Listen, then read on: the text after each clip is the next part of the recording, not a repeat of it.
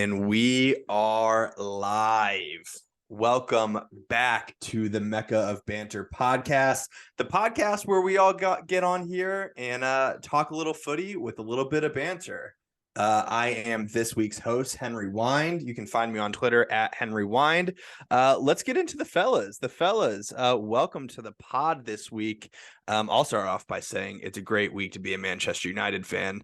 I will say that. The thing is, when you're the only team in this podcast that have taken 4 points from your last six, that it's a good week to be a Manchester United fan. But I digress. We'll get there in a little bit. Nick Hayflinger, back from Colorado. How are you doing today?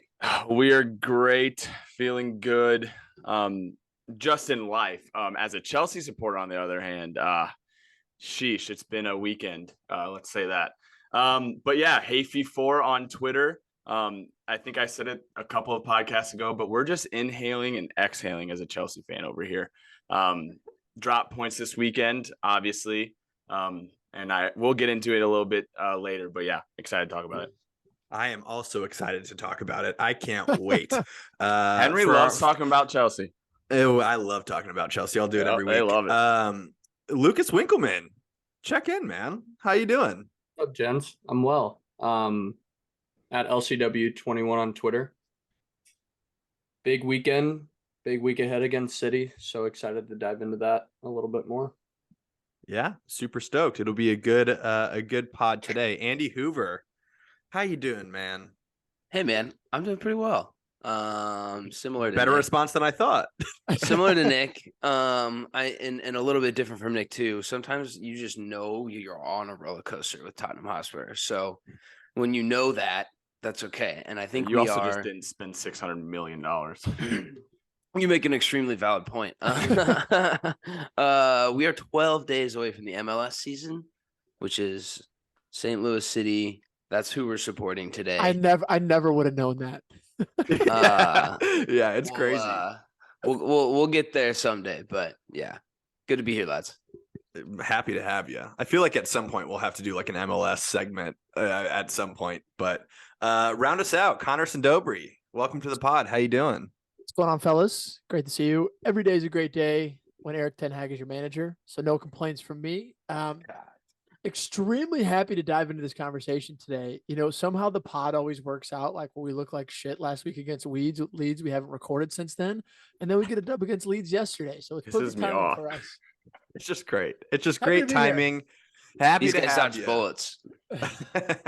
Well, we have a great episode for you tonight, listeners. We're going to get into our weekly recap per usual. We're going to go over our last Prem games that we had, and we're also going to look ahead to the Champions League fixtures that we have this week, as well as that some of us have.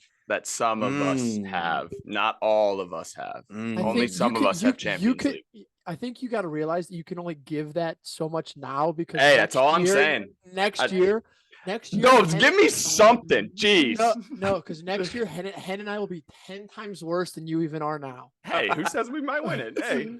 So we're going to dive into the Champions League games for those who are in it. Thank you. And then we're going to look ahead to the big game this week, which is City Arsenal. And then we'll finally round out with some Europa League fixtures. So let's get into our weekly recap here. We're going to start off with the cracker of a game, Chelsea West Ham, a 1-1 finish. We saw some good things. We saw a lot of bad things. But before we dive into those, Nick, do you want to give us your overarching recap of it? Yeah, absolutely. Obviously, I think before we get into it, like by no means are we happy as Chelsea supporters, like, or me, myself, like I'm not happy with this result, dropping points to West Ham in a game that we need to win after, of course, like I just said, spending $600 million. There's injuries. Yes, I still think we have a decent amount of them. I know I've said it multiple times, under 10. but You're they're under not. 10. I know. I agree. And what did I say? I said I'd start being critical, and that's where we're at. You're under 10 last game too. The first 20 minutes made me very happy. And I don't know if you guys watched the full game, but the first 20 minutes of the game made me very, very happy. Someone who thoroughly impressed me, and I pray to God we sign him afterwards, is João Felix. I think What he does to our team, we haven't had in a very long time. The creativity that I think I've talked about multiple times that we've missed, I think he brings. And also, like, what kind of goes hand in hand with that is Kai. One realization I had, and once again, you guys have been bashing him forever. I still think he's out of position. I still think there's a good player. I'm not going to say world class because I do overuse that word. I think he's a good player, and I do want Chelsea to keep him because I think he brings value. In that game, I think he also stood out like a sore thumb because what he's normally been doing with Mason Mount as a center mid is dropping in, trying to receive balls, where this time João Felix was in that space. So he was having to make runs in behind defenders. And as you see, and it's a note on our outline, he had 5 offsides and he leads the Premier League in offsides. I think that's due to the fact that he's not a striker and he's doing something that he's not normally used to doing. I don't know. And once again, that could just be an excuse, but I do think he stood out like a sore thumb with João Felix playing incredibly. After that, the worst part for me, and I think that Graham Potter deserves the most slack for, is Cucurella. I think he is so bad. And I genuinely, and I don't want to like say the game or not how he plays decided on one player, but literally he stops our buildup every single time he has the ball. And it requires us to keep possession in our defensive third, which is not what we need to be doing. And it bothers me so much because, as we've been talking about, that's a Graham Potter decision now. Chilwell is fully healthy. And that's a decision I think that was an awful one by him. I'm happy he brought Chilwell in. When Chilwell came on, I think it was obvious that he was a better left back than Cucurella. I also feel super bad for Mudryk because he had to be on the same side as Cucurella, who couldn't even get him the ball the entire first half. And the moment that Cucurella gets subbed off, so does Mudryk, who doesn't get the chance to be in there with Ben Chilwell. I'm very excited for the Champions League game to see this lineup, and I think that Ben Chilwell and Mudryk will finally get that partnership. Sorry, I went on a little rant there, but I want some input from you guys. It's fine, bro. I think, you know, you were spot on with like the first 20 minutes. I thought that Chelsea looked awesome. For what it's worth, I did wake up at 6:30 in the morning to watch this game. It was 5:30 for me. 5:30 you know, that is true. You know, I figured I really wanted to watch this game, knowing that the injury excuse couldn't be made. So I was like, let's see what Potter's made of. Let's see what Chelsea's made of. First 20 minutes, Felix's goal. I thought even just the run that he made just to get open. Oh, the ball. Enzo, that's another person I didn't talk about. Enzo played very well. I was very happy with him. But the little run he made, I was like, dog, no one on Chelsea's making those runs other than him. And it was like a 3-step run into the box. But I mean, just absolute class. And I know that it's probably a little bit of a dagger that Emerson scored, the former Chelsea man scored. But, you know, I quite honestly didn't realize before listening to the Mecca moments with you and Jake. Listeners, if you haven't listened to that, go ahead and listen to that one. Nick and Jake dive super deep into Chelsea, but Jake made a point about Cucurella not progressing the ball, and you just alluded to it too. I think I looked up a stat after the game that he made 2 forward passes the entire game. Every pass he made was sideways or backwards. It's horrible. That's so bad for a Prem. That's wingback. Miserable. It's terrible. Million. It's terrible. I don't even know what to say about that. Yeah, that one hurts me. And like I said, I don't want to say that like that entire game was on Cucurella, but like it truly does impact our style of play when we can't progress the ball out of our back, because once it gets swung to his side, we're absolutely screwed. And you can even see like the way our team reacts to him. Like Enzo is not making a darting run anymore. He has to fully drop in, and every time Cucurella gets the ball, and it's just, I think it's so obvious. And I'm hoping he saw it as well, and that's why he made the sub. But I don't know. We'll see. I think Chelsea's biggest issue, because obviously we saw, like I made some notes from the game, and like the first 15 minutes, like it was Chris passing like sideways. But I think from the first 15 minutes of the game, or even the first 5 minutes, you could see exactly how West Ham wanted to play and how they have played under Moyes, where they sit in a block of, it's almost like, I don't even know what it turns into. It's like 5-4, then Antonio sits up top. And Chelsea going with like a brand new midfield 3, like the ability for them when you get the ball in the final third to break down West Ham and move that ball sideways quickly to create those gaps, and also not having that like number 9 that makes those runs in behind to kind of open up those gaps becomes And extremely stays difficult. onside. Well, it just becomes extremely difficult to play through, especially when a Loftus-Cheek who's just coming back from healthy. You have Enzo. I thought he looked great. Not Yeah, great. I thought he looked good. he was I thought he very he played solid, fine. very solid. But at the same time, never play with Enzo.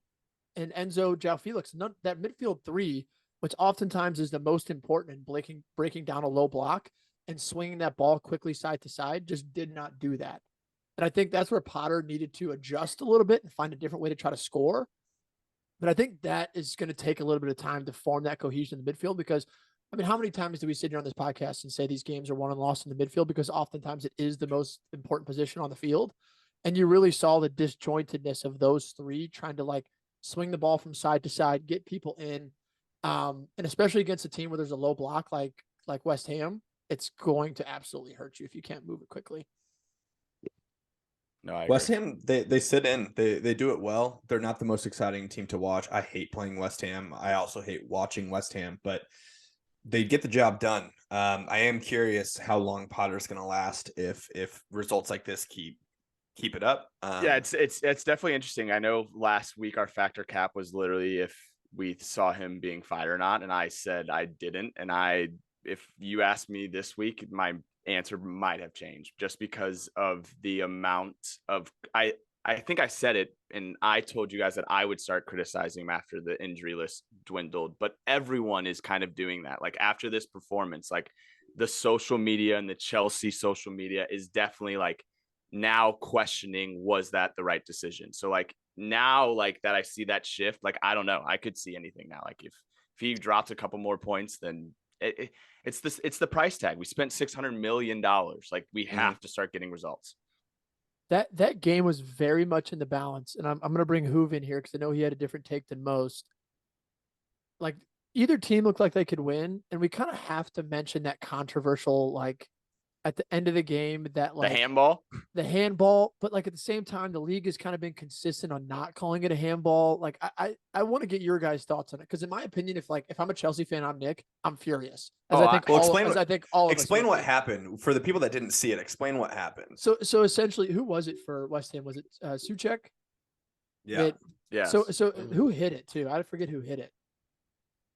Conor Gallagher. Gallagher. Long story short, Conor Gallagher had the ball probably about 20, 25 yards out in between there. Hit a shot that looked like it was going low to the right side, and Souček slid, and his plant hand, essentially the ball smoked it. It looked like, I don't know if it necessarily prevented it from going in, but it looked like it was definitely going to be on target. And the refs didn't call it. The game went on. There's a lot of sort of heat that came afterwards. Why it seemed like VAR looked at it, but for like no longer than like 30 seconds. Unreal. So curious as to like what your guys' thoughts on there, because I know I'd be furious if that happened to us. What I think on this one, so my comparison was Romero against City, and like extremely similar style situation to where defender sliding, going down. How are you going to penalize a guy who's just going to brace his own fall? That's the argument, and that's what the league's been mildly consistent about this year, which is pretty much the only thing that we've ever asked for on this podcast. So now that we're getting subjective, Souček did that, but it looked way more uncomfortable. And it wasn't like he was sliding at full force to the sense of he needed to get his plant hand down so that he wouldn't like hurt himself. And he's sliding to block the shot. His whole intent of sliding was to block the shot. It wasn't to tackle Gallagher. He was 10 yards away. He's going down to block it. Yeah, And he uses his hand as more distance to cover. I think it's a for sure handball. I agree though, but I think it's similar to yours. And I think Romero's, that's a handball too. That's the only thing that they would tell you that you're wrong about now, because that's how they've just been this year. And I see where it comes from. Like I can see like the issue with it, but I also see for once they're maybe trying to do something that's like, hey, this doesn't make sense for it to be a handball because what is he going to do? That one was suspect. Like I thought Romero's was more obvious in the sense that that man was flying at the ball, just trying to put a block in, and his arm was down. Like it wasn't like Souček looks like a goalie. Like he literally looks like he's putting his came hand down down to block the pretty goal. late. Yeah. Came down pretty late. I thought it was consistent, at least with what they were going to call, if not extremely subject, and I'd be pretty pissed. I'd be so mad. Yeah, I'd be so I'd be mad pretty if I was a pissed. Chelsea fan, especially like the angle behind Gallagher where you see the path of the ball, and who knows, maybe it's a save, but to block it was a that way pretty weak inside, shot. I mean, Like- it just that's brutal. I think it's going in.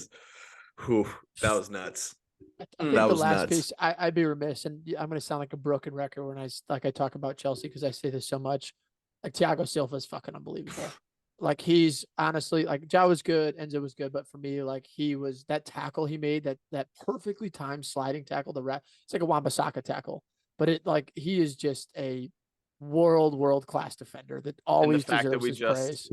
Yeah, that's a great shout because I completely agree with you. He's unbelievable, and he just recently signed his contract extension for us, so that makes me 38-year-old super excited still as well. balling. That's Yep, another year. Yeah. Rolls Royce. Well, we'll get back to Chelsea here in a little bit with the Champions League preview, but we're moving on to Brentford Arsenal. It was a 1-1 draw. This was one of my favorite games of the weekend, to be honest with you. This was so fun to watch. Even better when Arsenal drops points. But Lucas, going to bring you in here. Give us the recap of the game and your thoughts. Yeah, let's break this down. We were in desperate need of a response after last week against Everton, so this was quite a painful one. We had more chances, but not the better ones, in my opinion. We know Trossard came on for Martinelli and scored a backdoor goal in the second half. And rewatching that game, Trossard looked good, and congrats to him on scoring his first goal as a gunner. Excited to see him score many more, but truthfully, I don't really think that the left side looked a whole lot different with him out there versus Martinelli. Him and Saka were making those kind of diagonal runs in between defenders or along the outside for most of the game anyways, and I think that Martinelli scores that goal if he's given the chance to. But man, we miss Gabriel Jesus, man, and that's why he's my background this week. He's still out till mid-March. And Eddie's been great and has been scoring, but I think that at the end of the day, there's Didn't you say he was a top 3 Prem striker? Different players. We're missing an energy and a pressure up top that our proven Premier League winning striker provides against center backs, and I think that that's something that Eddie's still developing. Winning duels, making runs in behind, checking into space and laying it off, connecting more with our wingers and Odegaard, and just creating havoc like we've seen him do for City. Then we get to Ivan Toney's goal. Defensively, I don't care who you are, losing like 3 headers in the box like that is unacceptable. However, the goal shouldn't have counted. That's fucking crazy. for those who didn't watch, VAR drew the wrong offside line when they were checking the build up to the goal. They were focused on whether, I think it was Pinnock, however you say his name, fouled Gabriel on the build-up, but missed that Norgard was offside when he ended up assisting Ivan Toney. So there's some body, it's like the PGOML or something like that, that's responsible for the officials in the Premier League, and they admitted that it was a major VAR human error. So that sucks. And in a title race like this halfway through the season where 3 points versus 1 is crucial, it's painful to see mistakes like that made. And, we see VAR make mistakes for all of our clubs, so I'm not trying to say that it only happens to us, but with City beating Villa on Sunday, they closed the gap to 3 points, so that blows. But where's your panic meter? Where's your panic meter at? I don't think it's by any means like a season defining result, but where's your panic meter at right now? I'll let you know after Wednesday, my man. I think this is just a outsider looking in. I think it's pretty high. Winks, your team is in first place right now, and you sound like you're miserable. I'm upset, but your panic meter is always high, so I'm not worried about. Dude, hiking. good over here. I want to give a shout out to Corey Clausen, a guy that we played college soccer with. He's an Arsenal fan, and he has a lot of opinions. I retweeted something a couple weeks ago about how Rashford has more goal contributions than Saka and Martinelli combined, something like that, like whatever, 2-3 weeks ago. He responded to me on Twitter saying, don't retweet bullshit stats on my timeline, and threw a little jab about, whenever Man United start playing well, then I can talk, which I was like, trust, it's going to happen. Bookmark that. Yeah.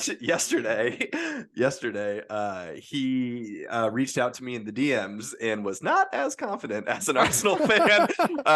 So, just having a little fun with him, asked him what happens with the dropped points against, your last 2 games, and then what happens if you lose against City. And instead of saying like, we still got this, I still feel confident, he said, well, hey, bottling 8 points, I wouldn't really consider that a bottle job. It's the whole half of the season. If we get caught up by 8 points, so I think the panic meter is up. Already in their head. It's up, bro. It's already way in up. the head. It's way up. We do at the same time. Like Brentford has done this to a lot of teams, and yes, Brentford's good. yes, that goal was offsides. But how many times did we see in the first half where like Tony missed that wide open chance?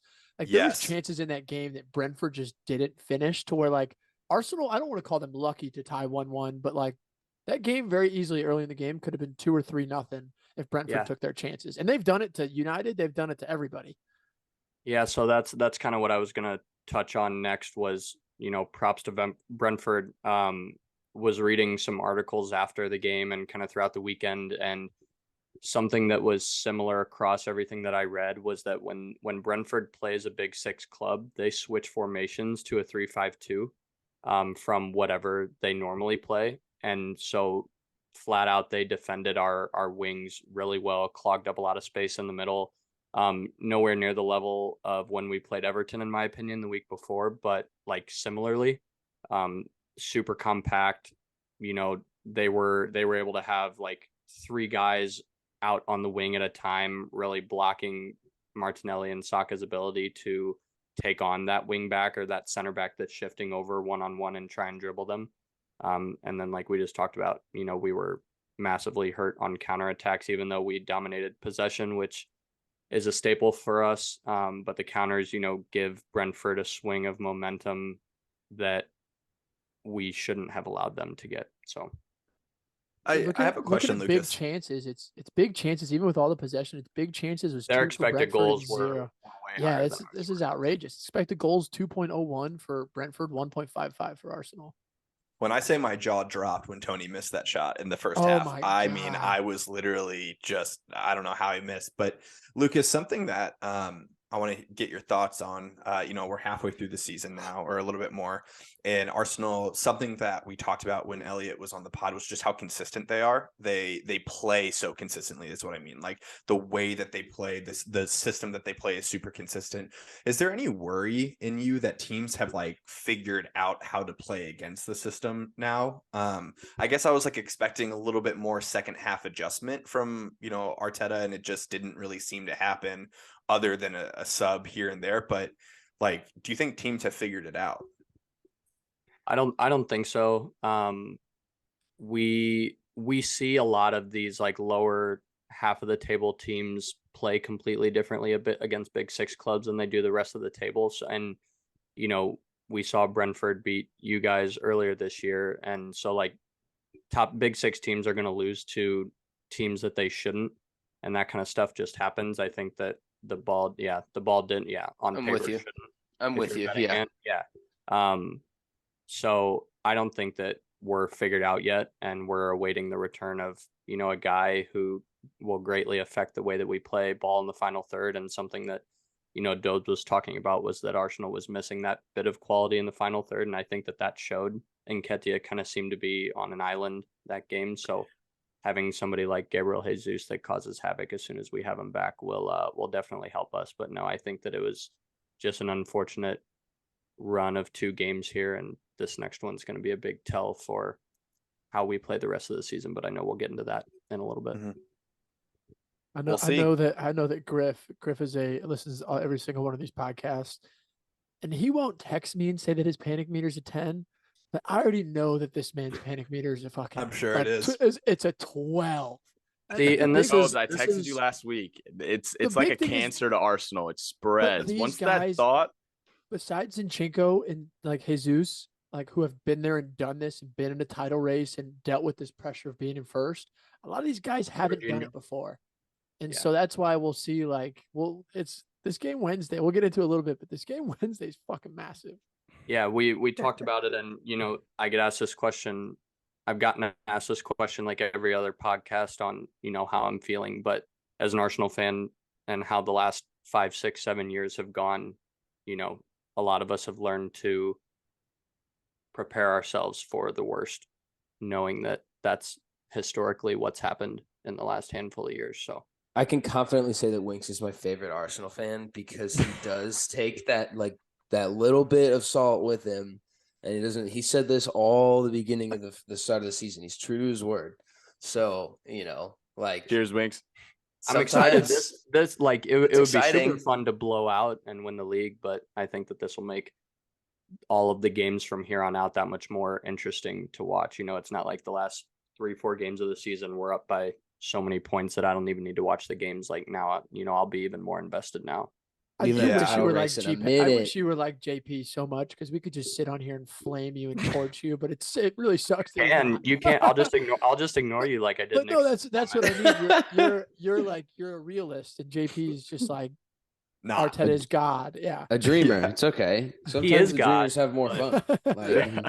Well, I get it. Well, it was said just a second ago, but we haven't had an actual title race like this in a while. It's been a two-team, two-team race for a long time. And now, not saying that all of the top 4 is in the race or even the top 6 is in the race, but 10 points separate first and fourth, which is exciting. And that's close enough for me to be really excited about the rest of the season. Moving on to Tottenham and Leicester. It was a 4-1 loss for Tottenham. And I will say, as a fan of the sport, I love watching goals. I love good goals, and there was a ton of them in this game. As a fan of the sport, I hate seeing knee injuries. I fucking hate it, and not a worse guy for it to happen to than Bentancur. So Hoove, my condolences for you. But let's get into the game.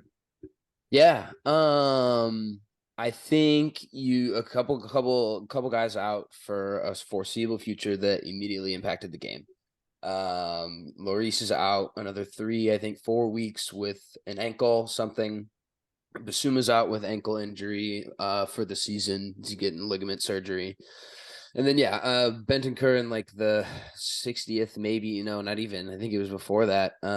He was out, and there was immediate panic on the field. Like Harry Kane and those guys are over there, like waving to the trainers. Like that's, immediately. And he was. So confirmed ACL 6 to 8 months. He may not be back till like next September. So, Yeah. And that Dobes just said how important your midfield is, and he's such a fun guy to watch, and I'm afraid that he does maybe have an injury bug. And he's one of those guys that can't keep a stretch of games. But into the game, you see how important Hugo is. I've trashed him all year. It is what it is. What's a howler or two when you can stop a shot? Fraser Forster, whatever, is an old man, and I don't blame him particularly because I think a lot of the shots that he did end up facing were slighted against him, but he looked horrible, dude. I mean, like just slow off his line, slow, side to side, slow. That sucks to watch after, and then you're like, oh shit, Hugo's actually like world class. I think he is. He won a World Cup. I'm good with throwing that word around there, but he does. His mental mistakes here and there. That is what it is. But he sucked. So Romero was suspended from City. I think it's so unbelievably noticeable on the back line when he's not in, and I don't blame Tanganga because I think he's just a guy who has to get thrown into those positions here and there. But that's a drop in quality. And then you have Eric Dyer as your man who's all the way back, which he usually is with Romero, but there's a lot more coverage there on the right side. And then Pedro Porro starts for the first time next to Tanganga. We're talking about a just clusterfuck, frankly, of guys on the field. Even Perisic had just a terrible game, which is wild because I've beat that drum all year. Sometimes guys just go to their country and play better and are great and come back. And it's like, well, they don't have it every week. So he played poorly. I think residually that means Ben Davies played poorly on the left because Ben Davies wasn't finding him towards the end of the game on the wide parts. And that was exactly where they coughed up 2 goals. And Eric Dyer was in no man's land. So Leicester was fine. I think Leicester capitalized on every chance they had. There were only 1 or 2 other shots that could have gone in that game. But other than that, Mendy, another Mendy, who I don't know, scores a screamer off of a corner. Yeah, dude, scores a screamer. Like that one went in. Rocket. I was sitting there and it was 1-1 and I was like, damn. Like that was a missile, bro. I wasn't even mad. And you check the tape. Perisic stopped. Perisic was closing him out, stopped, got on a knee, like in a defensive knee position to block him, 5 yards from him. What are you doing, dog? Like, get to the ball. It was insane. His brain was shut off for 70 minutes of that game. So I don't want to slight Pedro Porro either. I think he was in a tough position. Give him some time. Give him some time. There were short moments where he on the ball was awesome. Like you could see the talent, you could see the technique.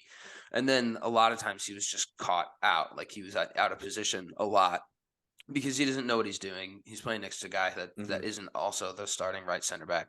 And Leicester punished him. So yeah, that's Spurs, bro. You win against the champions, and then you try and build on a game, and you throw a ragtag team together and look terrible. So very Spursy. Very Spursy. I try so hardly to escape that word, and I can't because it keeps happening. So I mean, I've ridden this roller coaster for years. It's kind of what I've come to expect. And at the end of the day, reality check, we're 5th with a lot of games left and 4 points above Brighton, who's good. So I think there's no reason to panic. I mean, Newcastle, I would say another positive. Newcastle also dropped points. So you guys are still points. 2 points. You guys are 2 points off of 4th.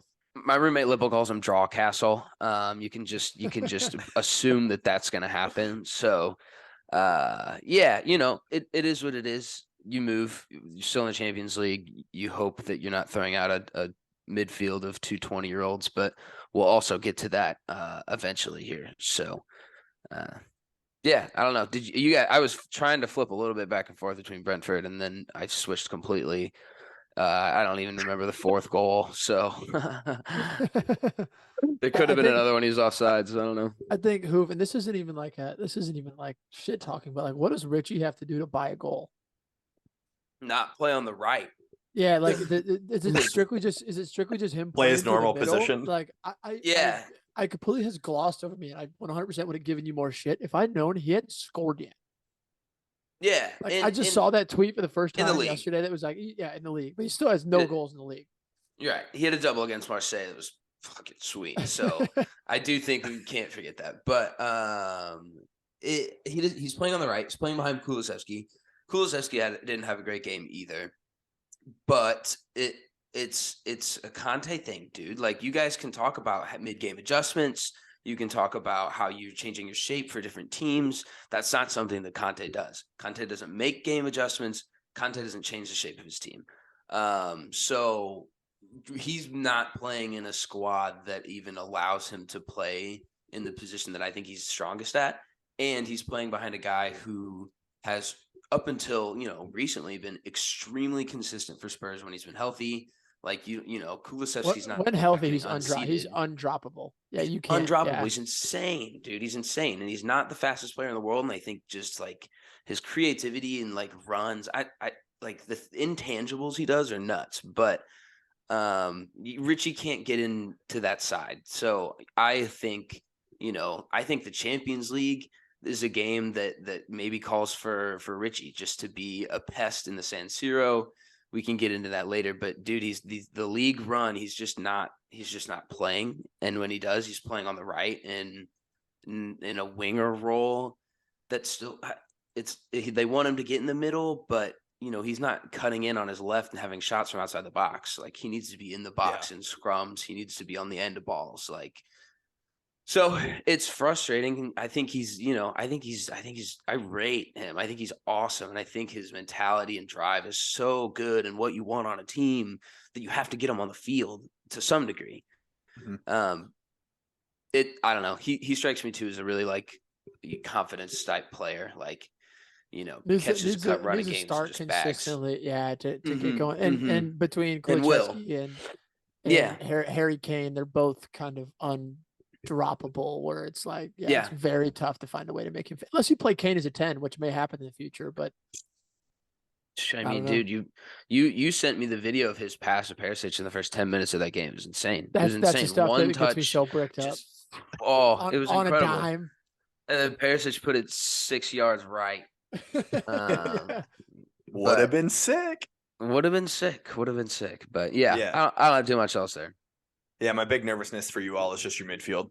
Now with the injuries that you have, I just don't think you all have the depth right now. And no, like we talk most weeks about how it's suffer ball, Conte ball is suffer ball, and it might just turn into an even worse version of that the rest of the season. And I think the kids that we've been left with, and Højbjerg's going to play 90 minutes every single game for the rest of the season, and that's what he's built for. So like, that's fine. He's good. He's consistent. I think Butch is right. I don't cut him slack sometimes as he pisses me off, but he's good and consistent. And then you're talking about 20 to 22-year-olds who in a couple years might be those guys, but to have the weight of what the rest of the season brings on their shoulders is going to be something to watch for sure. Something to watch indeed. Moving on to what was my favorite game of the weekend. United Leeds. 2-0 win for United, coming off of a 2-2 tie to Leeds just a couple of days ago. Dopes, give us your thoughts. This was as the neutral, this is a fucking tough watch. There wasn't much beautiful soccer that was played in this game. I mean, until at least 70 minutes. I think you really see, like, from the first game and even this game this past weekend, like, these two teams fucking hate each other. Like, the fans hate each other. This rivalry is as real as it gets. It's nice to have Leeds back. And truthfully, it's great to have that sort of physicality in a game. Before I got to dive into United, we have to mention Adams and McKennie, because in both games, Adams he's just a fucking dog. And you saw it in the first 2 minutes of this second game. He put in I think it was Sancho that he just dropped. And you saw Wes getting the tackles, and I love Wes's little, like, I don't even know what it is, but it's almost that little pest in him where he holds the ball too long. He gets in people's faces. Like, they're both built for the Prem. And it's so cool to see, like, these two guys who in the first half, they dominated the United midfield. And you saw a Sabitzer, Fred, Fernandez midfield who's never played together play against the McKennie Adams midfielder who's played together since they were 12.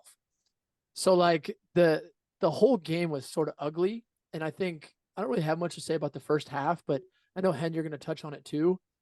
Game was extremely ugly. We don't win that game if we don't have Erik ten Hag as our manager, because, and I think that's the difference between, like, a Potter and an Erik ten Hag, because we don't have our full starters, and I won't even use injuries as an excuse. We don't have our starters, and a great manager can make the adjustments to win you a game.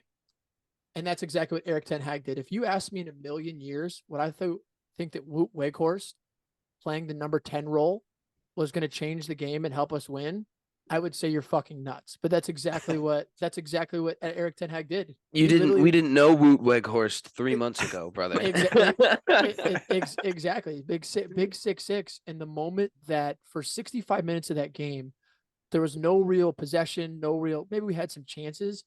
But once he subbed on Rashford and put Rashford in the middle and dropped Wout into the 10 and brought Garnacho on, the game switched like that. United had possession. United was creating chances. United was dominating the game.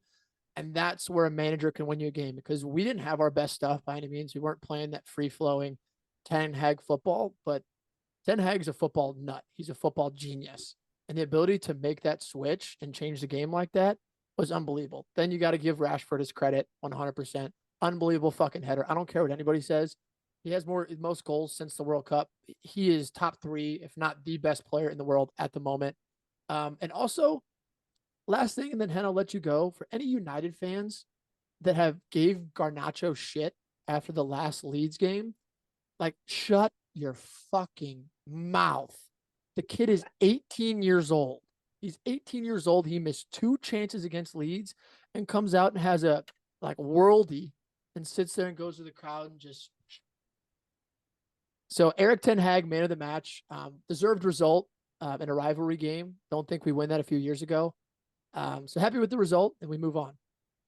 Yeah, I think the main thing that was really apparent for both the Leeds games, to be honest with you, we've talked for months now about Casemiro's influence on this team and how whenever he's not in the side for red cards or injuries or yellow card accumulation or whatever it may be, there's a noticeable difference. And it's really highlighted in this second game. So the first game, we had Martinez and we had Varane. Leeds played a super high press. They kind of really flustered United's defense for the whole first half of the first game. But in the second game, we had a back line of Harry Maguire and Luke Shaw in the middle. And then we had Sabitzer and Fred in front of them. And all of a sudden, De Gea looked like the De Gea of last year on the ball. And something just kind of like clicked in my brain of like last year, I watched him spray balls all across the field, a lot of times out of bounds, just kicking it wherever. And this year, the whole first half of the season, I was like, Ten Hag did a lot of work with him. He's playing the ball. He's finding passes. He's doing all of that. But suddenly, when you take out the spine of a team, so your 2 center backs, your center defensive midfield, and then Eriksen, don't forget about him, it's different. Can't find a pass. De Gea is just booting the ball wherever he can, and he looks terrible on the ball. So I think that the Casemiro not being in the lineup creates a lot of difficulty in breaking out possession, even when even if Casemiro doesn't find the ball every single time off the defense or every single time off of De Gea, he just shows for the ball in a way that no one else does right now. My one criticism of Sabitzer, he's played, great in the times and the minutes that he's had, but a little bit of my criticism is that he does a little bit of what Scott McTominay does, and he hides sometimes when we're breaking out possession. If you watch Scott McTominay play in a 6 role, it's laughable about how often he hides behind the other center midfielder from the other team. Like, basic math is like, that math ain't math, and you can't receive a ball when you're behind the other team's defender. But to echo you, Dobes, I think the halftime adjustment was incredible. There's something about Rashford playing down the middle that opens up the field, and I don't know why. Literally every time he's moved into the 9, United have scored. Every single time. And whether he scores or someone else does, I don't understand what it is, but the rest of the team just figures out spacing.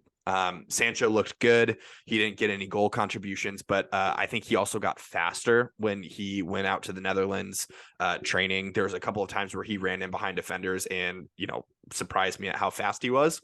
But we have a huge game coming up this week with Barcelona, and I'm curious to get into that, but really stoked on this win. The last thing I'll say about night this special. Yeah, bro. I don't know how many times it's been said in this podcast. Wish we had like a counter. Harry Maguire, we had a shutout. Yeah, great. Holy. Fantastic.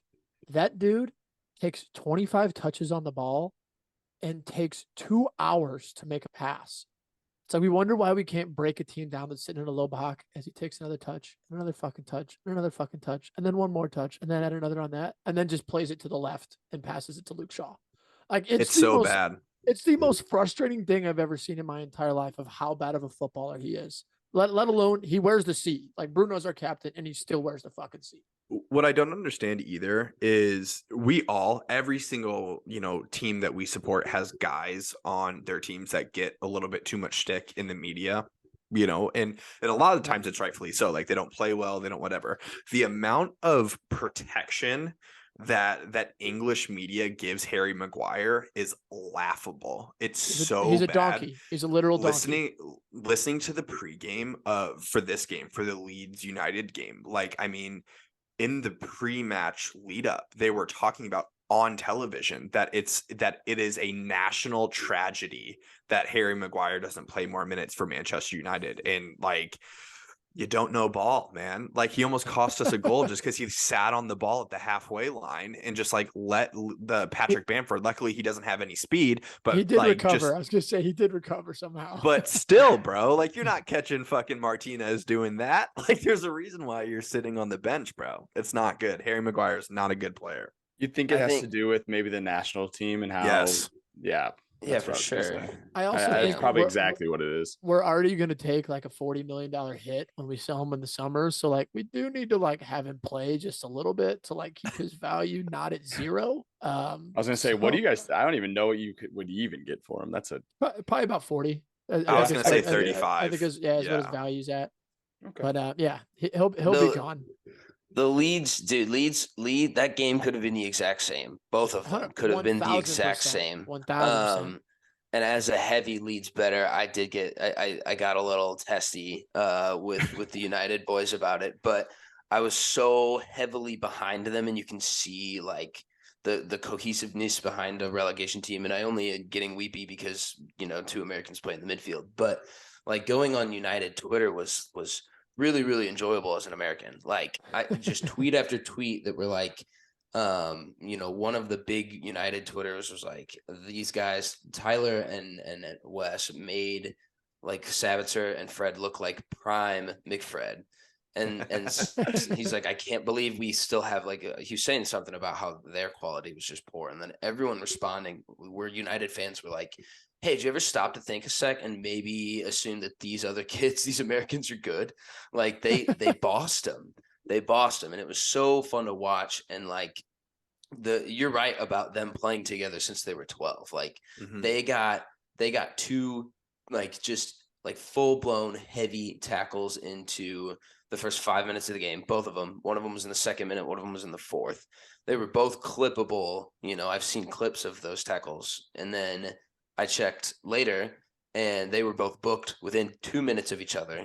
Like that's just brotherhood. I love that shit. It's so fun. Yeah, and Leeds, pregame they're talking to each other like, we're gonna put in a tackle first time. For sure. Sick. Those guys are captains in the locker room without wearing the band. So they're fun to watch, even if it's not for the quality of the football, but they'll lay into you. Like it's so fun. And if they could have capitalized on the early press, and they did it so well against you guys in the first game, but if they put a goal or two away, Ten Hag still goes and makes those adjustments. You guys still probably could have scored in too. both they games. had some chances to score. Yeah, that's what I'm saying. Is if that's what they did to you in the first game, they just tagged two as quick as they possibly could, and then it's like, all right, let's lock this in, and then that's pretty much the downfall of every relegation team ever. But I was gonna say it's a big 3 points. Yeah, I liked your shout, Dobes, on Ten Hag's adjustments, but it's also a game and a half worth of seeing Leeds. It's not him seeing only a half. You guys just recently played them. He's trying to figure it out in the first half. The thing is, Woot is a 10. No, I'm saying it was still. Did you not hear the first part about it? I said great shout and the adjustments, but I'm just also saying he had a game and a half to try and figure out Leeds. Well, to be honest with you, I think that take is only showcased because of the back-to-back game. Everyone has 2 games. You know what I'm saying? Like we just saw him twice in a very short amount of time, which is an advantage. Like you're playing pretty much the same side unless they make their changes and adjustments to you.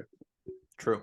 I'll take the 3 points because just the 3 points is massive because Ellen Road in that rivalry, that place was fucking bouncing. Yeah, it was jumping.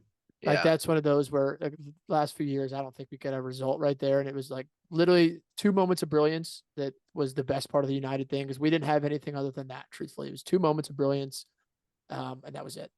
We talk a lot about the difference between good and great teams, and the great teams are the ones that win those games. So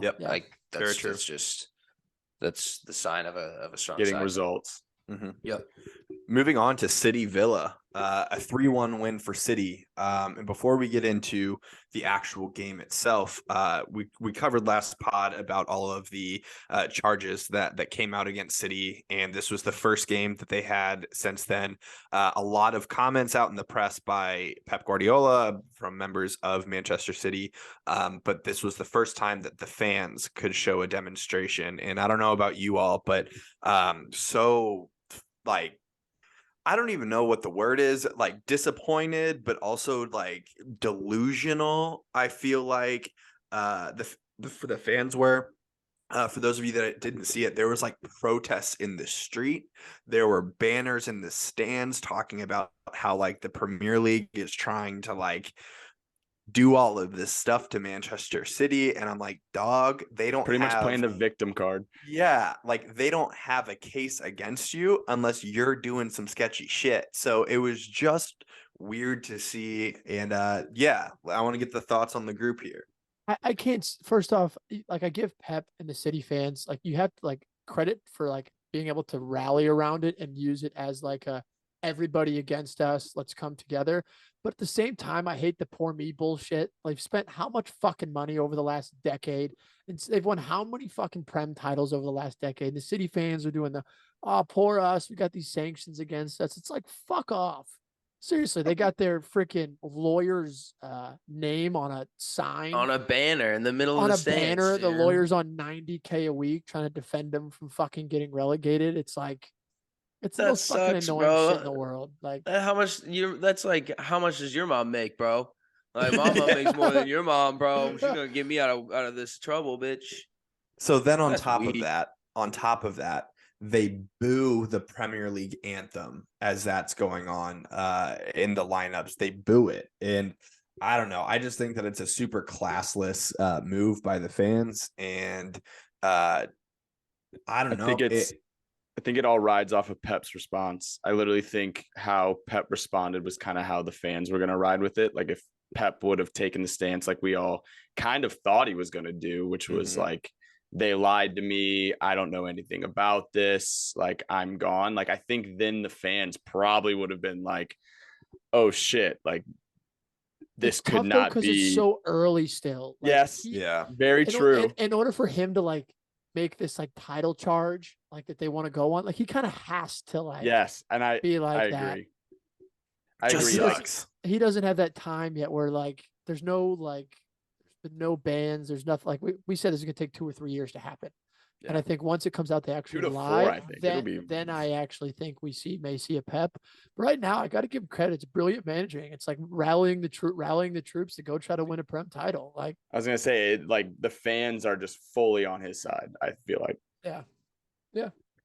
Well, the team on the field certainly backed up that fan performance, with a 3-1 win. We saw a lot of goals and a lot of, a big momentum early on with a 4th-minute goal from Rodri. This looked like the City of old. I don't know about you all, but this looked like the City of old. This is kind of what I expect from City. The last couple of games, they haven't shown this, obviously, but this is what I kind of expected.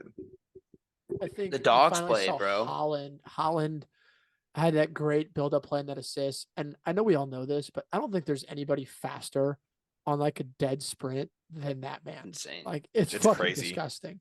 He's an alien.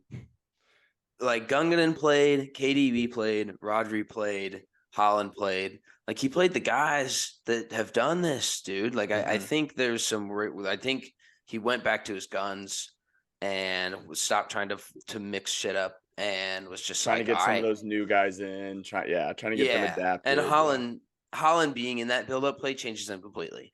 Like they go from having an arm tied behind their back, just whipping crosses, to doing anything, like to breaking you down however you want.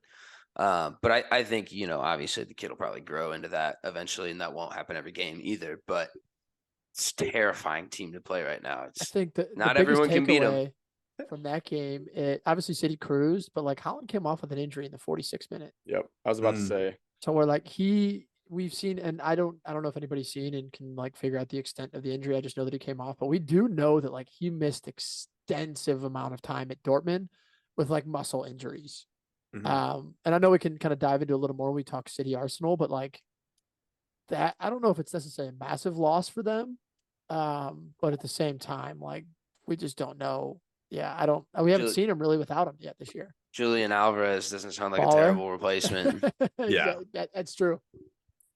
Well, we'll break down, like Dope said, we'll break down City Arsenal here in a second. But finishing out this week, we'll touch on the Merseyside derby. Liverpool coming out with points, which is something we haven't seen in a while. So big shouts to Butch there. I want to hear your thoughts on this game. I know a couple of us watched it. Couldn't Butch pay me wanted to us watch it, to- so you guys go ahead. Butch wanted us to make sure to say that this was the best they've looked. Did I get that quote right this year? I think this is the official statement from Butch. That was his statement. Couldn't be with us this evening, but yeah, they looked good. They looked good. You know, Yeah, and they stuffed out whatever Everton had, which wasn't much. So I thought they looked fine. Yeah, Yeah. I was gonna Good say, is generous. I don't think they were Liverpool of old, like what Yeah. we like their great years, whatever he wants to call them. But like I definitely thought they played better than what they have been playing. I also thought Joe Gomez, like I think he's been getting a lot of stick lately. I thought he played pretty well. Mhm. But also like I really wanted to bring up Fabinho because I love that Dobbs had it on the outline as well because he was real bad.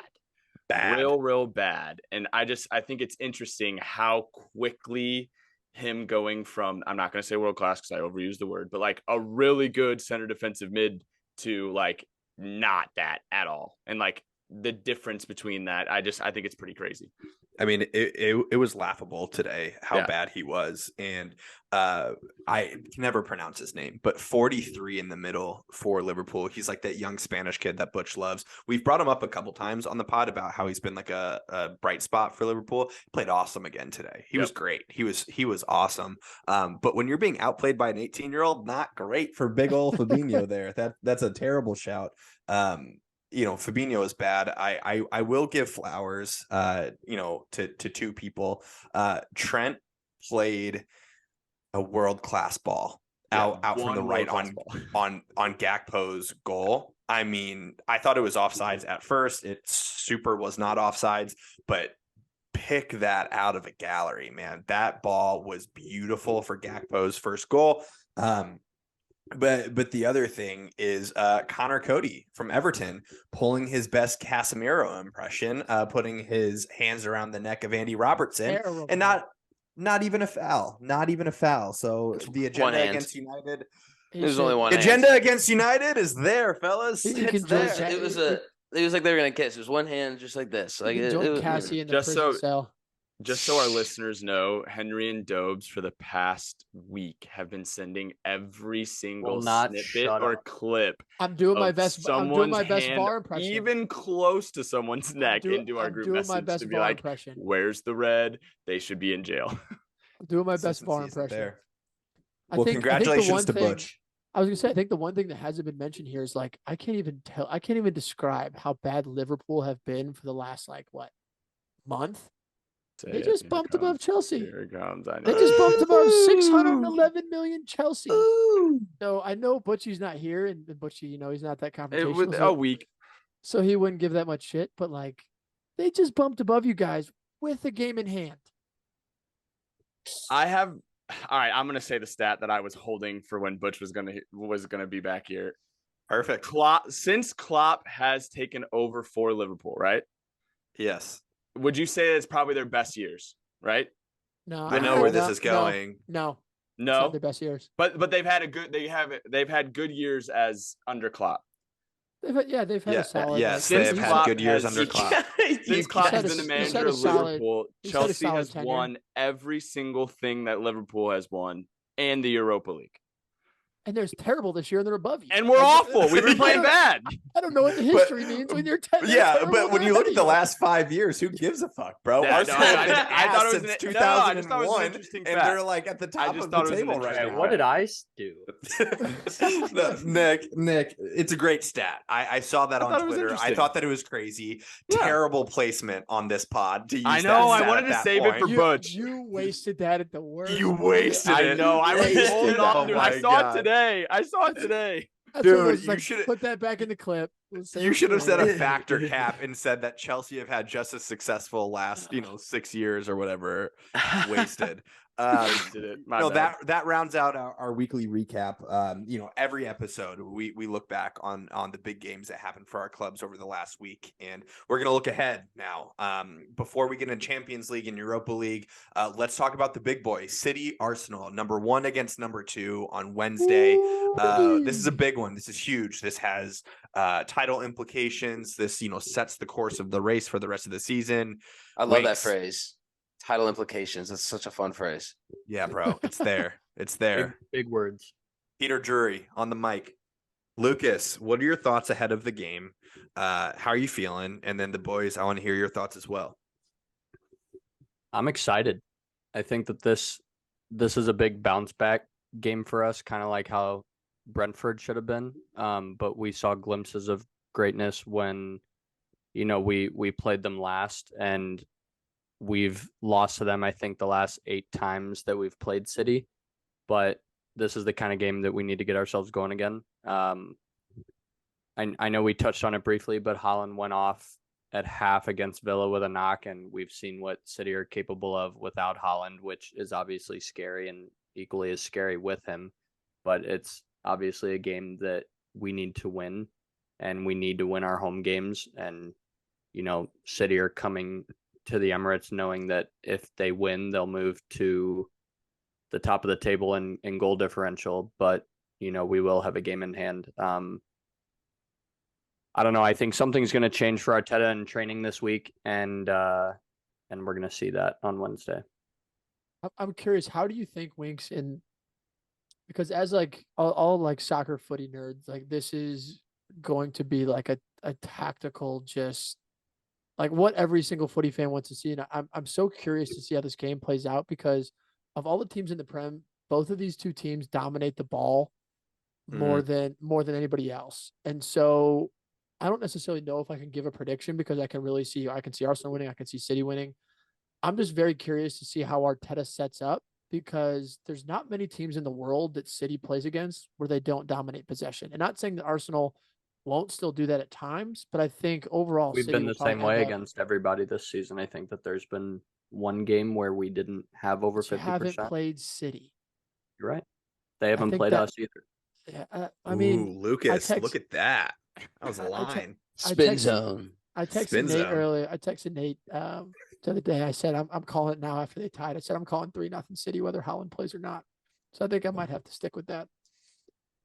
I was gonna. It's so like we just talked about like last week, 2 weeks ago. It's so like team form based too. Like which City shows up, which Arsenal shows up. What team does Pep even put on the field? Yeah, Gundogan made obviously such a big difference for them on Sunday, but insane. He just sometimes hasn't been playing. So yeah, and I know in previous games, Butch has like said in his analysis of their games, like you bring Gundogan on way earlier or at all, and he changes the game completely. So yeah, sorry to interrupt you. No, you're right, and I think that's the kicker. This is going to be a big lineup one, right? Like we're going to be waiting for those lineups, and we're going to make immediate assumptions. But 4-1 against Villa is a great result in the sense they just forgot how to bag goals really quick, and remembered that they can do that. So I think that's going into an Arsenal team who's dropped points 2 weeks in a row for the first time this year. So it's super interesting, and it's a good thing that it's at the Emirates for you guys. But Spurs caught them in a rut. Like Spurs caught them at the very end of a couple games where they looked pretty poor, and Spurs just capitalized when they could. So I think I could see it over 2.5. Sure. Both over 2.5, 2-2. I think 2-2 is something that could be pretty tasty because they lead goals too, bro. They really do. They give up a lot of chances. I think Dobes, the whole possession thing. I think both teams are going to have possession in the game. And to bring up my official second basketball analogy in this entire history of this podcast, just like the game of basketball. I I think it's crazy when you look at across and some guy puts up 24 points on you and you can still have a good game. Like, I think that that's wild. But basketball just goes in scoring routes. Like, sometimes people go on like 12-0 scoring routes and you just have to do that because you know that your team's going to get one too. I think whichever team can hunker in and play defensively for whatever amount of time that is going to have the upper hand. I don't know who is better equipped for that because we don't always see that when these teams get exposed. A lot of the time it's on the counterattack.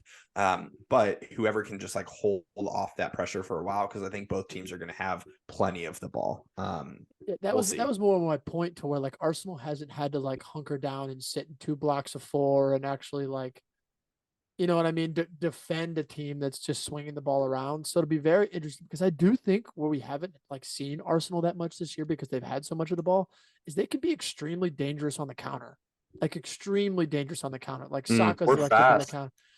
Martinelli's like electric on the counter, and Nketiah can be electric on the counter, and Odegaard's the guy that can pull the strings as well. That's why I just think the way that these two teams set up is going to be like just so interesting. I completely agree with you, but I feel like Hoover had a really good point that it's so much momentum, and like City coming off that big win, Arsenal dropping 2 points back to back. I think a big thing in this is substitutions. So I'm really, really intrigued as to how Arteta and Pep make substitution in this game when they do have to make adjustments. And I think that goes into like depth. Like obviously Arsenal's depth isn't as good as City's depth. So I think that is going to be a big part as well. So I see it like 2-0 City, 2-1 City. I don't know if they score 4 goals. Well, I was just going to say, I want the official predictions from each one of you. Winks, you'll finish it. So, Nick, I'll have you start. Yeah. What's your prediction? What are you going to ride? Okay, I'll pick. I say 2-1 final. I think the possession is going to, like the fight for possession is going to cause less goals, is in my opinion. 2-1 City, I'm assuming. Oh, 2-1 City. Yeah, sorry. My apologies. Dobes? 3-0 City. This Arsenal collapse is going to be the best thing that's happened in a long time. Hoover? I'm going to go 2-2. I think – no, I'm not going to give credit to either side. I'm going to go 2-2. We can just end on that. Nice. I'm going to go 3-1 City. Not a lot of love for Arsenal in this chat right now. Wings, round us out. What's your prediction for the game? I deserve it. I'm an asshole. I think that the boys learn from the 1-0 loss and we win 2-1, or Holland gets a late one and it ends 2-2. Either way, both teams to score and the over, hammer it. Book it. Hammer it. We're excited for that. I think all fans of the sport are going to be excited for that one. Let's talk some Champions League, shall we? Yes, let's. Absolutely. The only thing okay, so we're going to start off on the Tuesday games. So the Tuesday games are juicy. We have Tottenham, AC Milan, and then we have Bayern Munich, PSG. So Hoove, you're going to start off with Tottenham, AC Milan. Let's get your prediction. Give us a little preview. This is we're back to I have no idea territory with Spurs. Get back to that pretty quickly. We're back. It's back to square one. You know the lineup, or you know the ideal lineup that Conte will want to put out. Højbjerg's on a suspension, so that leaves Pepe something Sarr, 20-year-old, who's looked good when he's played sparingly. He was loaned out last season in France and played a lot of minutes. And I think there's a lot of reasons to be excited about the kid. I think he plays mostly in a 6. We're probably going to be asking him to play a little bit further up the field here for a while, but he's going to pair probably with Oliver Skip, who I don't not rate, but I definitely am not excited for him to be leading the midfield against AC Milan at the San Siro. So AC Milan is in good form. They're hit or miss. They've won one of their last 5 games. Okay. I lied about them being in form. That was me making myself feel better. That should make you feel better. They're not. No, I'm saying they have some dogs though. AC I'm saying for the inevitable downfall. Yeah, there's guys you're scared of. I think Dude, I don't even know what to think, frankly. I really don't. You've got world-class players on both sides of the ball that can make things happen for sure. I'm scared of shots at Fraser Foster. So I think any team that watched last game is going to be like, yo, just pull up. And they've got a couple guys that can pull up. Who's going to pull up? Jorginho Dest is going to pull up. We've all seen it for the USA national team. Guy loves a shot from outside the box. Is he injured? He might be injured. That'd be such a shame. He's out till late February. I would have loved to see that. No, I think no, I don't know what to think. We could see Richarlison start. He's played well in the Champions League when he's played. What's the deal with Conte? Will Conte be on the sidelines yet, or like is there? Conte, I think so update? For this one. He's been back. He's been back at training. He's done all the training stuff. He's just not been on the sidelines, and he's not taking media. But I assume he'll be back. He's like a blessing in disguise. Just focus on footy. Yeah, he should have. Yeah, I don't know. He should have stayed another week at home because they played great against City without him. So would have maybe liked another 3 points. But it'll be interesting. I think it'll be a good match. Spurs will hunker down, spring the counter. The guys still up top are still those guys. So they've got some really good memories of the San Siro. So I hate saying this, but I like your guys' chances. I'm looking on FOTMob right now at the probable lineups, and I don't think that this is the formation. So they're predicted to play in a 3-5-2, which they don't always play. FOTMob is always understanding wild with those. Yeah, and this could be totally wrong, but for the sake of conversation, like 3-5-2, they're gonna have a lot of players forward. And as you guys know, your strongest point's the counter. So I like your odds in the counter in this game if they go a 3-5-2 and they bring 7 of their 10 field players forward. Yeah. And yeah, you just bank on the guys up top because I think they're going to give up shots. I don't think, the midfield's going to be as organized as they always are, which is also just that's somewhere that they lack anyway. So you scratch further down the depth chart, and it could be a pretty explosive match. I think there could be goals, but they like to play defensive. Like, one chance is all Conte needs. If you get one chance, you put it away. That's it. Lock it down. One chance is all it takes. Dua Lipa, baby. Before we move on, give us the score prediction. What do you think? Any points away, I think, keeping the game, I forget its legs now. Keeping the game within reach away on the first leg is the most important. So I could see a 1-1 draw. I could see a 2-1 finish. Hope a win. Draw's fine. Yeah. 2-1 finish would be great. Or 1-1 finish would be great. 2-1 would be dreamland, and then you just protect a lead at home. So that's fair. I think 1-1's realistic, and then come home and win it. Like that's what you have to do. That'd be huge. Excited to watch. It'll be good. Bayern Munich PSG. This is I'm so stoked for this game. This is a fucking tasty one. Yeah, be a sick game. This is what the Champions League's all about. Like these big games like this. Kind of a shame that it's in the round of 16. You would love to see it further down the line. But what are our thoughts? This was a final matchup in the last couple of years, right? 2 years ago. I don't know what to think because this is another one. We're just talking about City fans being spoiled. I don't know if you guys have followed PSG at all, but PSG is still top of the table. They're 5 points clear. The last 2 games, I think they lost to Monaco 3-1 and then Marseille 2-1. And the PSG fans are booing, going psycho to where Kimpembe had to go over and apologize to the fans and stuff like that. It's just spoiled, rotten fans. But I think the good part is Messi was joined back in training this week. He was hurt. Mbappe joined back in training this week. He's hurt. So I think this one is going to be probably the best game of the round of 16, or at least has a chance to live up to it. Because Bayern hasn't exactly been the Bayern that we've seen of old. Yes, they're still in first in Bundesliga. They're only a point up on Union Berlin, 2 points up on Borussia Dortmund. So they're not exactly cruising either. So both of these teams aren't exactly in their best form. But then again, every single time you see these two on paper, you expect fireworks to where I think the tactical battle that how How do you pronounce his name correctly? Nagelsmann. Did I say that correctly? Mhm. The Julian Nagelsmann. Yep. Julian Nagelsmann. How he decides to stop Messi, stop Mbappe, it's gonna be fun to watch.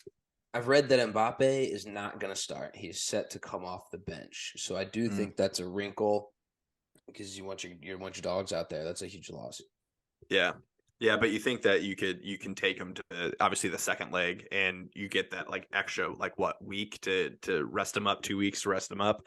I think that I don't know. I think Nick, you made a comment about the Arsenal City game about the depth here.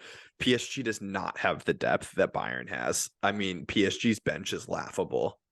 It's so bad. There's like 16-year-olds, that are on that bench. They just don't have anyone. So I'm gonna edge Bayern here in the first leg, to be honest with you. I would too. Yeah, I don't think that's a crazy shout. And I also was actually going to bring that up. Like, I think depth is huge here. I also am excited to see Cancelo. I hope he actually gets to play and get some minutes in this game. I'm hoping He's been starts. balling for him. I know. I'm excited. He'll probably to see start, how to he be does honest with against you. them. Yeah. Score predictions. Do we want to do score predictions real quick for this one? Yeah, we can. Nick, go for it. What do you think? I'm taking 2-2 draw. Ooh, nice.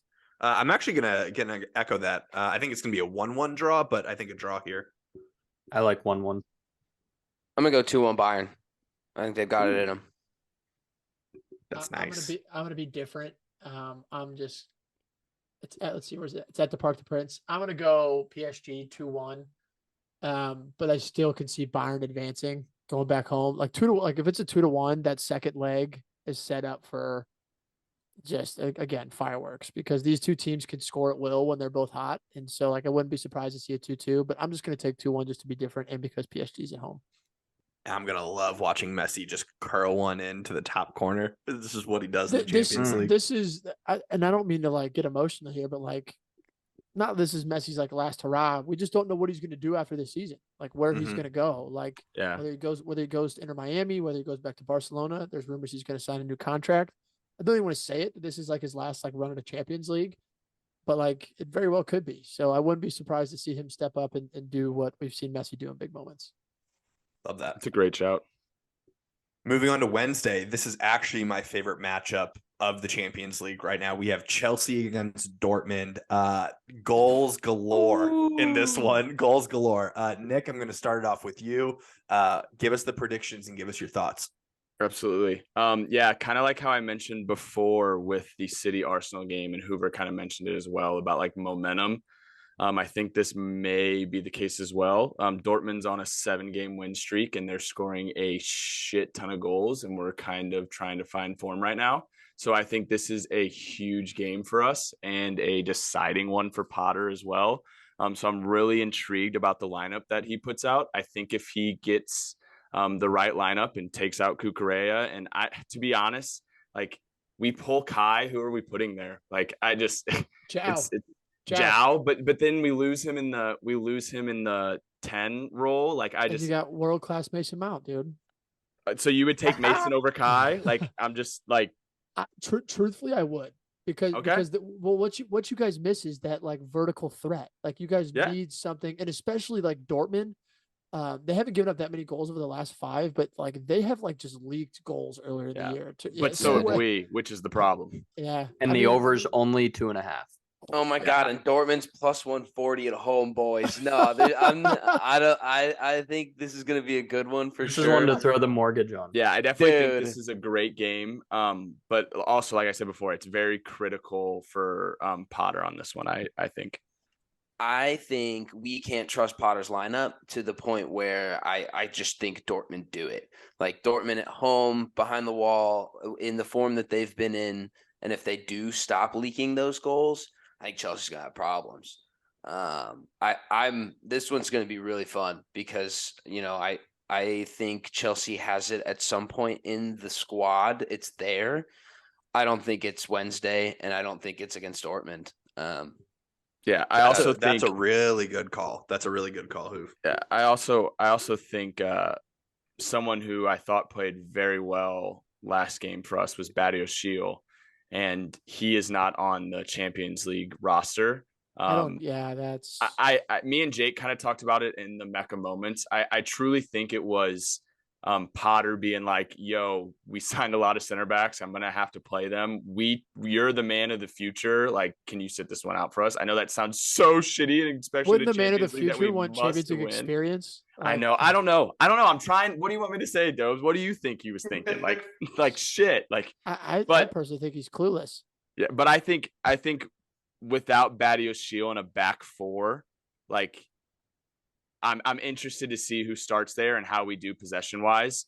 So yeah, I think this one's an interesting game. I think there's going to be a lot of goals because Dortmund's been scoring a lot of them and we've been leaking a lot. I also think Dortmund's leaking a lot of goals. I'm predicting 2-2 or 3-2 Chelsea.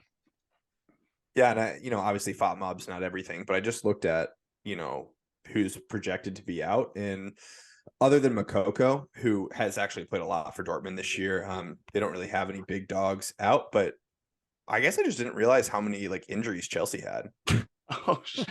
Yeah, we have a shit ton. Zing. Got him. I'm excited for Dortmund. I've watched so much Borussia Dortmund this year just because of one, of Jude, and two, I love Marco Reus. I'm happy to see him back healthy, and I hope he plays. I think I'm going to go 2-1 Dortmund, but I can also see 5 goals in this game. I could very easily see 5 goals either in the game going either way. I'm for sure 3-1 Dortmund. I think there's goals. I think they win heavy. I'm going to go 2-0 Dortmund. 2-0. 3-1 Dortmund. And before we advance, I know Henry, you stepped away for a second. I did want to get your take because I was asking Dobes this as well. Obviously, we mentioned before when we were talking about Chelsea, Kai's form hasn't been great of late. Who would you? Let's say we pull Kai out. Who would you like to see up top? Dobes said he would like to see Zhao, but then I asked him who he would like to see in the 10 underneath. If Zhao is not there, so I just kind of wanted to pick your brain as well. For the sake of my bets, I want Aubameyang. He didn't make the Champions League roster. No, right? hell no. Yeah, he's not in it. He get to play Dortmund. He did not have that conversation with Graham Potter about the future. Yeah, he said no. Zhao 1,000%, and okay. I'm playing a 5-2-3 if I'm Graham Potter. Dude, okay. I'm playing Zhao. So something that, I didn't mention about Gabriel Jesus whenever Lucas was talking about him, but something that was so fun to watch before Jesus got hurt was he was the 9 for sure, but he played all the way across the field. He would pop up, he would link up play on either side of the box, in the middle. He just kind of had a free role. He was just the most forward person. That's what João Felix is going to do. He's going to play in that 9 position, but he's just going to go side to side. And you're probably holding with Kovacic and Enzo, or you're going to do Enzo and whoever wants to play next to Enzo. When he's healthy. Yeah, that's what it's going to be. But I think you guys will do a 5-2-3. I don't think that there's going to be a 10. I think it's so interesting, though, because Zhao makes sense as a 9. But if Zhao plays, I think it's a game where you almost can't play Ziyech. And what I mean by that is Zhao will tuck inside to come find the ball. Who's going to be that winger that's going to make those darting in behind runs to stretch the field? And that's not Ziyech. I mean, that could be Mudryk. I always forget his name. I'm not exactly. I mean, he's been okay. I liked him. To be fair, I don't even know who these cats are, bro. Sound like they just came off a coffee label. Yeah, because you haven't signed someone in how long? Hey, bro. Pedro Porro. Yeah, put him in there. We have one final game of this Champions League matchup. Benfica versus Club Brugge. That's a Wednesday kickoff as well. Do we have thoughts here? I will be the first one to say that I have not watched Club Brugge at all this year other than the Champions League, but I am still going to pull for them because Benfica lost Enzo Fernandez. And that's a big old loss in the middle of the park. I don't have any thoughts, truthfully. I mean, I've only watched Benfica a couple times this year, and it was strictly the first half of the season to watch Enzo Fernandez. I'm just looking at the game. I mean, Benfica won 4 of their last 5, 3-0, 2-0, 3-0, 3-0, only conceded 1 goal in the last 5. Looking at Club Brugge, their form is, I mean, they've tied 4 of their last 5 and also not given up a lot of goals. I mean, you would think you take Benfica here, but I don't know enough about Bruges to truthfully give like a rating on them. Betting man, taking Benfica money line or over or something like that, but I don't have an opinion on this game. I think this is a classic. I think some of these Portuguese teams and some of these teams that are outside of, the big, the Premier League and whatnot. This is a classic, like 0-0 battle to one team gets an 89th minute scruffy breakaway. Yeah. Like, I feel like that happens a lot. I don't have a ton of thoughts on it either. I would say under 2.5 is probably safe. Frankly, just no Ramos, Goncalo Ramos, the guy that we saw from Portugal for the World Cup, the stud. He's out till the end of this month too. So we saw a lot of him. We saw so much of him. We didn't need to see as much of him as we did. During the group stages, whenever Bruges was playing Atletico Madrid, I was listening to some podcast, some preview, and they're like, if you have any amount of money, put it on the under. 2 teams that don't score goals, Bruges and Atletico Madrid. Yep. Put every cent that you have on them. But we'll see. This episode next week, whenever we rejoin, we will see how we fared on our predictions for the Champions League, for the Europa League on Thursday. Dobes and I are actually going to do a Mecca Moments this week surrounding Manchester United, not only looking ahead to the Barcelona and the Manchester United game, but also just give you a status update of what we think of the team up to this point. So be looking. They know what you think. Everybody knows on the Europa League too. Interesting. Talk about a final coming up. Talk about who's going to buy. Elon Musk rumored to put a bid in today for United. So talk about the future owner. Good luck. That would be I want him to buy United. We'd be living in simulation. We'd be taking a kit. Yeah, I was gonna say we'd be taking a spaceship to go play in Champions League. Yeah, a Tesla kit sponsor would be gnarly. Crazy. Yeah, it would be gnarly. Without Butch here, I'm going to take the reins of the Factor Cap tonight, fellas. Are you ready for this? Yee. Been cooking this up. Cap. Bro, are you ready for this? All right. Aaron Wan-Bissaka is better at defending than Trent Alexander-Arnold is at attacking. Oh, I thought you were about to just say defending, and I was be like, this is the easiest thing I've ever heard in my life. So Wan-Bissaka is better at defending than Trent is at attacking. This season? We're involved collectively the in their career. The body of work. The body of work, Hoof. I think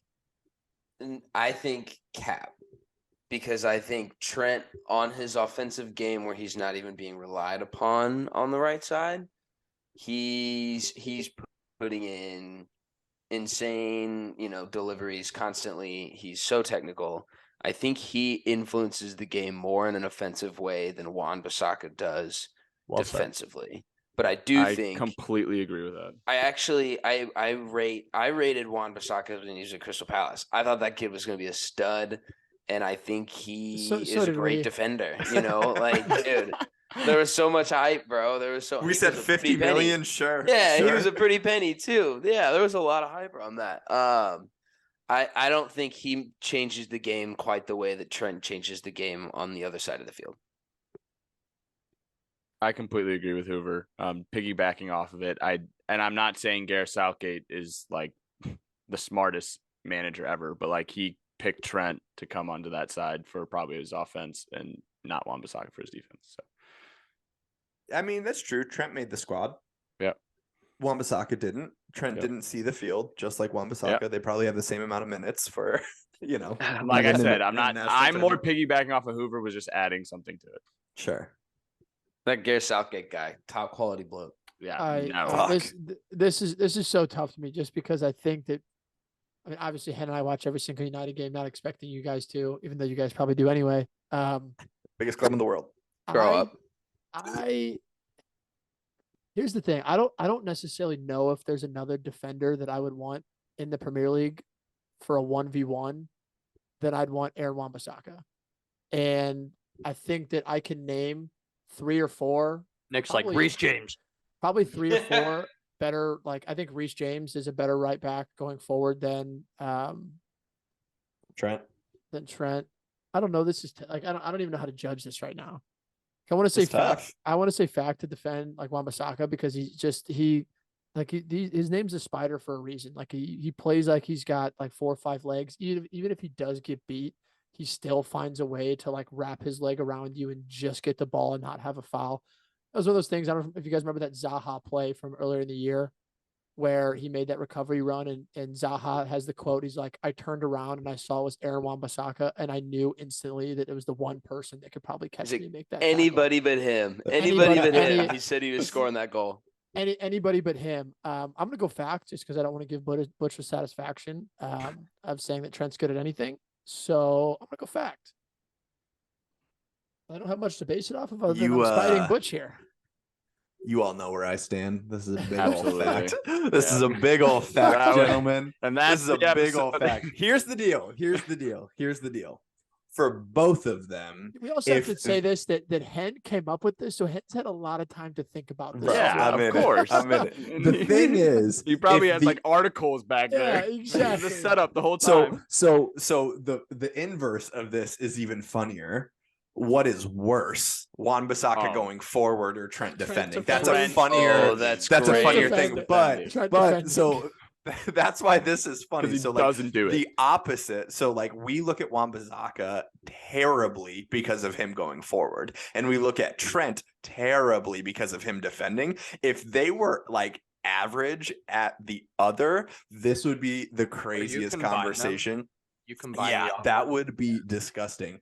But I just think that Wan-Bissaka not being able to go forward is more. I would rather have that than Trent not being able to defend. And I know that that's not the argument, I think that's a but good when shot. I look at what I want in my team, I want my back four to be so solid defensively. And if my wing back is like attacking and flying down the wing and crossing balls in, that's additive, but they're not in the attacking position that I'm basing my attack. Yeah, off but that of. wasn't like, the question. But what I'm saying is like Yeah, he's it better at definitely wasn't, defending. but- He's better at defending than Trent is moving forward because like I just don't. Because you I don't value see the same. defending more. Yeah. I love defending, But but that's- for me, he still edges it. Still edges it. Me and Wan-Bissaka had a lot of similarities. Really, Yeah. real good defenders. Pretty quick. Hey, I don't know. Tuesday nights you be bagging some goals, dude. I don't know what you're talking Dude, about. yeah. I came into my technical ability late in life. I think. I never had touch like that. Well, gentlemen, that wraps up tonight's episode of the Mecca of Banter podcast. It was a cracker. Follow us on all of our socials. You know, we have our Instagram, we have our TikTok pop in. Follow the Twitter. Stay tuned this week for the Mecca Moments Part 2 coming out with Dobes and me. And as always, have a great rest of the week, fellas. Cheers. Cheers. Cheers, boys. Cheers, Cheers, boys. Yeah. fellas.